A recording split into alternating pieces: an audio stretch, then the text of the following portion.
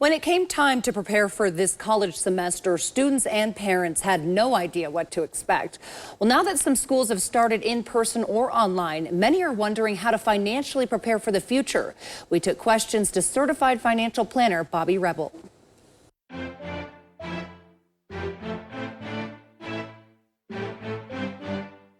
This is a really frustrating situation, and it's going to vary by school. We are seeing some schools come forward and give some discounts, but they're generally 10 to 15%, which is, of course, helpful, but also not huge.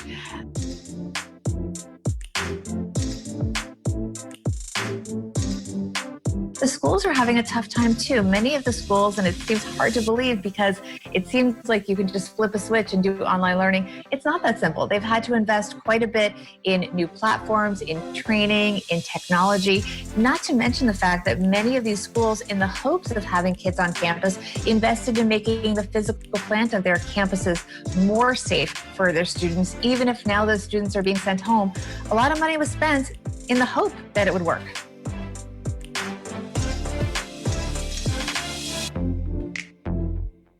It always pays off to take a second look at your own circumstances and see if there's a way you can appeal for more financial aid, if not for this semester, maybe for the spring semester, maybe for next year, because it is something that many colleges can take into account when they're looking at it. Very often financial aid is based not so much on what the tuition is, but what you and your family can pay, what they believe you could pay.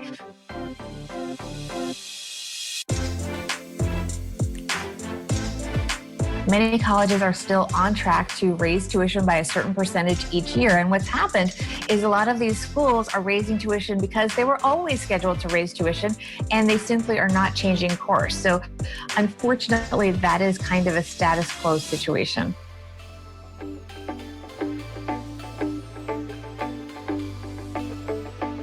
There are studies out there, one from the New York Fed, for example, that says if you take a gap year, or a gap semester, I should say, and you delay your graduation, you could lose as much as $90,000 in lifetime earnings. So there is a cost to this that people need to keep in mind. Many of the ways that people would have spent a gap year, maybe traveling abroad, well, that's generally not an option right now. Or they might have done some sort of paid internship or work experience, and that's tougher to get now because the overall economy is having trouble. So the experience is still going to be remote. That's why a lot of families are kind of realizing that, well, the gap year is an option and many are absolutely taking it. But many of the families that are going back to school or their children are going back to school, it's because the options really weren't there for the robust gap year experience, just like the college experience is not as robust as they had hoped.